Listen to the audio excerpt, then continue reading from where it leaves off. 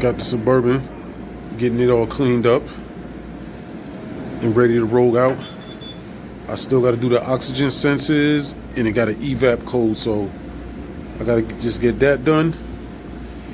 After I get that done, get it out of New York for the time being, get it down to Georgia, get it registered down there.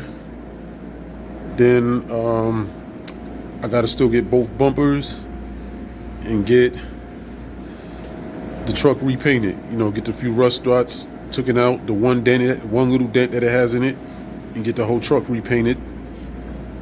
Then after that, of course, tint the windows, because that looks a little too light. The back ones is too light. The front ones ain't tinted at all.